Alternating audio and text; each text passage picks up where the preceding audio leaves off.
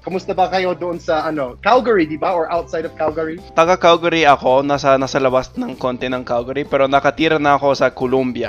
Colombia! So andito ako sa yung bansa. Yung bansa. Mhm.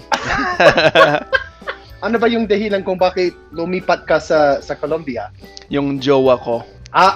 Kaya pala. Alam mo ba na ang wikang Tagalog o Filipino language ay hindi na lamang ginagamit sa Pilipinas? Sa katunayan, maraming mga bansa sa mundo ang itinuturo at pinag-aaralan pa ito sa mga universidad at mga paaralan. Para sa maraming mga foreign students, ang pag-aaral ng Filipino o wikang Tagalog ay mahalaga para sa diplomacy, pagnenegosyo, migration at even sa cultural studies. Habang lumalaki ang impluwensya ng Pilipinas sa Southeast Asia, mas dumarami rin ang mga bansa na nag-o-offer na ngayon ng Filipino language programs. Sa video na ito ay pag-uusapan natin ang 10 sa mga bansa kung saan pinag-aaralan at itinuturo ang wikang Tagalog sa kanilang mga paaralan at mga universidad. Abangan mo ang number 1 dahil magugulat ka na mayroon ditong tinatayang libu-libong estudyante na nag-aaral ng wikang Tagalog kada taon. Siyempre, dito lang yan sa channel kung saan ang kaalaman ay siksik at nag-uumapaw. Ako po si Roy Zen, welcome sa Kien Thoughts. Kung hilig mo ang mga ganitong uri ng videos, make sure na mag-like at mag-subscribe para lagi kang updated sa ating mga susunod na uploads. Kung pag-uusapan natin ang mga bansang nag-aaral ng Tagalog sa Europe, isa sa pinaka-interesante ay ang bansang France. Sa lungsod ng Paris, matatagpuan ang isang kilalang institusyon na nakatuon sa pag-aaral ng mga wika at kultura mula sa iba't ibang bahagi ng ating mundo. Ito nga ang Institut National de Langues et Civilisations Orientales o mas kilala bilang INALCO. Ang university na ito ay tinatag noon pang 1795 at kilala sa pagtuturo ng mahigit 100 mga lengguwahe mula sa iba't ibang mga bansa. Kasama sa mga wika na ito ay ang Filipino o wikang Tagalog. Sa INALCO, hindi lamang simpleng language course ang pag-aaral ng Filipino. Pinag-aaralan din ng mga estudyante ang kasaysayan ng Pilipinas, politika ng Southeast Asia at ang kultura at lipunan ng mga Pilipino. Sa madaling salita, ang Filipino language ay ginagamit bilang gateway para maintindihan ang Pilipinas bilang isang bansa. Marami sa mga French students na kumukuha ng Filipino studies ay may iba't ibang dahilan kung bakit nila ito pinipili. Ang iba, interesado sa anthropology at cultural research. Ang iba naman ay gustong maging diplomats o international analyst na nakatuon sa Southeast Asia. May ilan ding nag-aaral nito dahil sa lumalakas nga na economic and cultural connections ng Europe and Southeast Asia.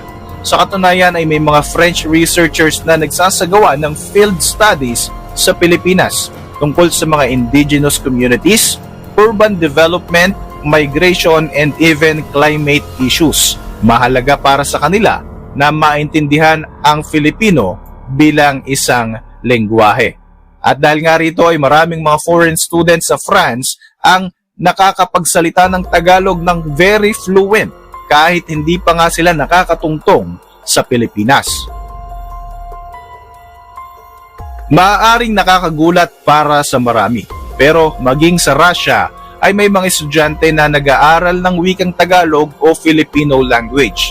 Isa sa mga kilalang institusyon na may ganitong uri ng pag-aaral ay ang Moscow State Institute of International Relations o mas kilala bilang MAGIMO. Ang MAGIMO ay isa sa mga pinaka-prestiyosong universities sa bansang Russia, lalo na pagdating sa international relations at diplomacy. Dito ay maraming estudyante ang nag-aaral ng iba't ibang wika mula sa Asia, Africa at Middle East. Kasama sa mga wikang ito ay ang Filipino o Tagalog. Ngunit bakit nga ba may mga Russian na gustong matuto ng Tagalog? Isa sa mga pangunahing dahilan ay ang strategic interest ng Russia sa Southeast Asia. Ang Pilipinas ay isa sa mga mahalagang bansa sa rehiyon pagdating sa geopolitics. maritime trade routes at maging sa regional security. Dahil dito ay mahalaga para sa future diplomats at analyst ng Russia na maintindihan ang wika at kultura ng Pilipinas. Bukod dito ay may mga Russian scholars na nag-aaral tungkol sa Pilipinas sa larangan ng history, anthropology, and regional politics. Sa kanilang mga research, malaking tulong ang matuto ng Filipino language upang mas maintindihan ang local perspective ng mga Pilipino.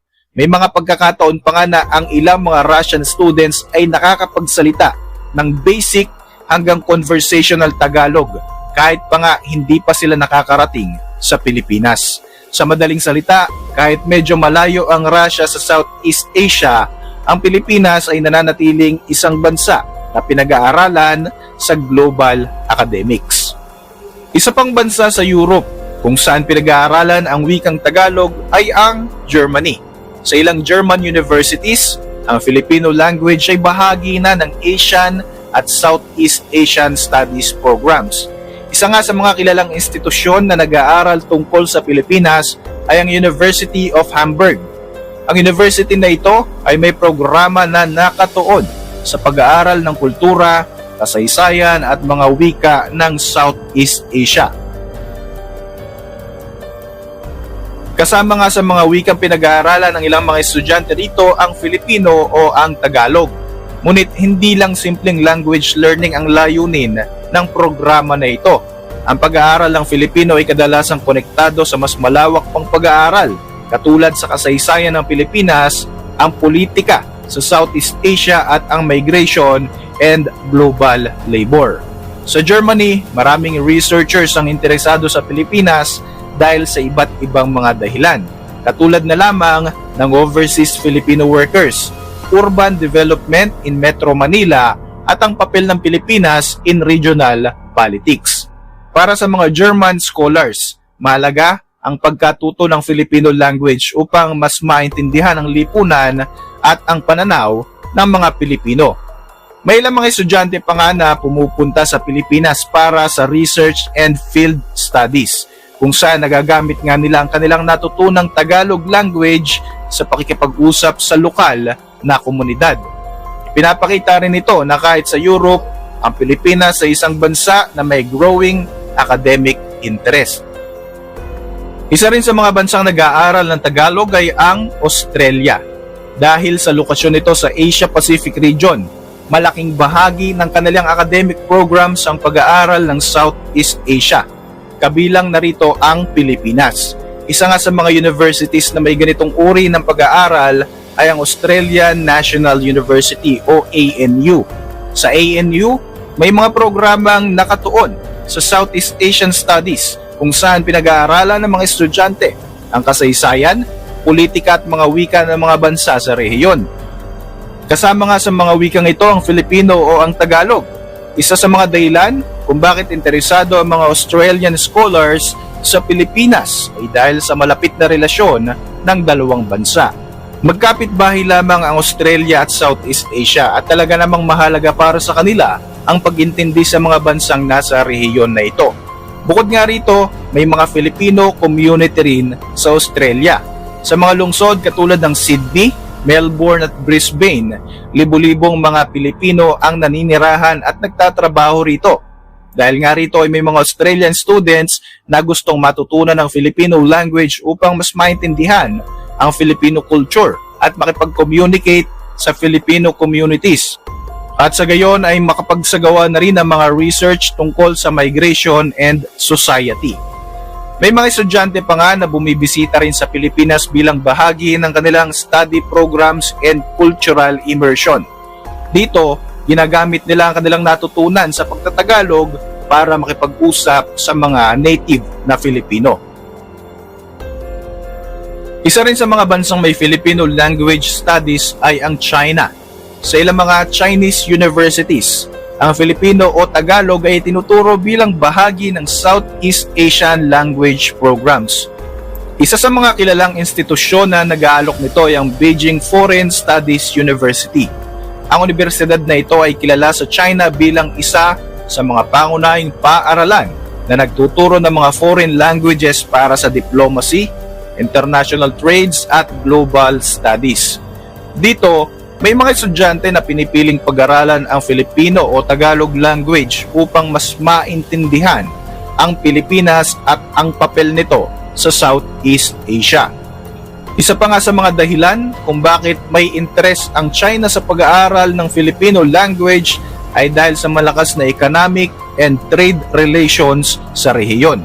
Ang Pilipinas ay isa kasi sa mga bansa sa Southeast Asia na may mahalagang papel pagdating sa maritime trade routes, regional politics, and even economic cooperation.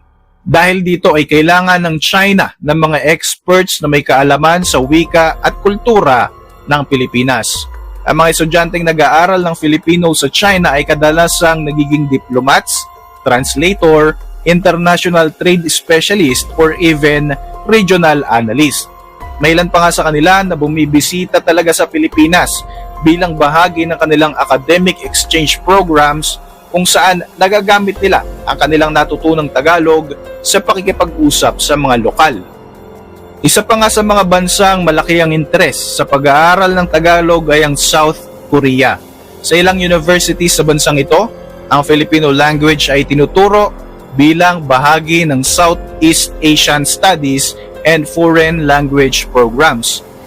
Isa nga sa pinakakilalang institution na nag-o-offer nito ay ang Hankook University of Foreign Studies. Ang university nga na ito ay kilala bilang isa sa pinakamalaking language universities in Asia, kung saan mahigit 40 foreign languages ang pinag-aaralan ng maraming mga estudyante. Kasama sa mga wikang ito ay ang Pilipino o ang Tagalog. Ngunit bakit nga ba may mga Korean students na gustong matuto ng Tagalog? Isa sa mga dahilan ay lumalakas nga na ugnayan ng South Korea at ng Pilipinas at nagagamit nga rin nila ito sa pagninegosyo, sa turismo, and even in cultural exchange. Bukod nga rito ay marami ring mga Korean companies ang may malalaking investment na sa Pilipinas at ang libo-libong Korean tourist na bumibisita sa bansa taon-taon. Bukod dito ay marami ring Filipino workers at migrants sa South Korea, kaya naman mahalaga para sa ilang Korean professionals na maintindihan ang wika at kultura ng mga Pilipino. At dahil naman dito, may mga Korean students na pinipiling pag-aralan ang Filipino language upang maging interpreters, diplomats, or international business specialist na nakatuon sa rehiyon ng Southeast Asia. May ilan pa nga sa kanila na bumibisita sa Pilipinas bilang bahagi ng study exchange programs kung saan ginagamit nila ang kanilang natutunang Tagalog language sa pakikipag-usap sa mga Pilipino. Isa naman sa mga bansang matagal nang nag-aaral ng Filipino language ay ang Japan. Sa katunayan, may ilang university sa Japan na may dedicated programs para sa Filipino o Tagalog language bilang bahagi ng kanilang Southeast Asian Studies. Isa sa mga pinakakilala rito ay ang Tokyo University of Foreign Studies. Ang university na ito ay isa sa pinakamahalagang institution sa Japan pagdating sa foreign language, education, and international studies. Dito pinag-aaralan ng mga estudyante hindi lamang ang Filipino language kundi maging ang kasaysayan ng ating bansa, ang kultura ng mga Pilipino, at maging ang politika at ekonomiya ng Southeast Asia. Ngunit bakit nga ba interesado ang Japanese students sa ating salitang Tagalog?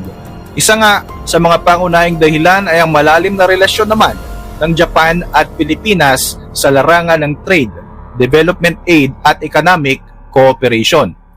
Ang Japan ay isa sa pinakamalaking investors at development partners ng ating bansa. Dahil dito ay kailangan ng Japan ng mga experts na may kaalaman sa wika at kultura ng Pilipinas. Kaya naman maraming graduates ng Filipino studies sa Japan ang nagiging diplomats, interpreters, international business specialist, or even researcher sa Southeast Asia. Isa pang bansa na may lumalaking interes sa pag-aaral ng Tagalog ay ang Canada. Sa nakalipas na mga taon, mabilis na lumalaki ang Filipino community sa Canada. Kaya naging mahalaga rin ang Filipino language sa global academics. Sa ilan nga mga universities, kabilang ang University of British Columbia, may mga programang nag-o-offer ng Tagalog language courses bilang bahagi ng Asian Studies and Cultural Studies. Dito ay natututunan ng mga estudyante hindi lamang ang Filipino language kundi pati ang kasaysayan ng ating bansa at ang ating kultura. Nandyan din ang migration and diaspora studies. Isa sa mga dahilan kung bakit lumalaki nga ang interest sa Filipino language sa Canada ay dahil sa malaking populasyon ng mga Pilipino sa bansang ito. Sa katunayan, ang Pilipino ay isa sa pinakamabilis na lumalaking languages sa bansang ito. Libo-libo mga Pilipino ang nagtatrabaho at naninirahan sa mga lungsod katulad ng Toronto, Vancouver, Winnipeg, and even in Calgary. Dahil dito ay may mga Canadian students na gustong matutunan ang Tagalog language para mas maintindihan ang Filipino culture at makipag-communicate ng maayos sa Filipino community. May mga estudyante rin na bumibisita sa ating bansa bilang bahagi ng academic exchange programs kung saan nagagamit nila ang kanilang natutunang Tagalog language para makipag-usap sa ating mga Pilipino.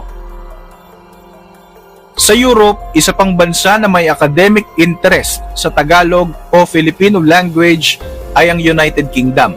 Sa ilang British universities, ang Filipino o Tagalog ay pinag-aaralan bilang bahagi ng Asian Studies at Language Programs. Isa nga sa pinakakilalang institusyon na nag-aaral ng mga wika at kultura ng Asia ay ang SOAS University of London. Ang SOAS ay isang university na kilala sa buong mundo sa pag-aaral ng Asia, Africa at Middle East culture.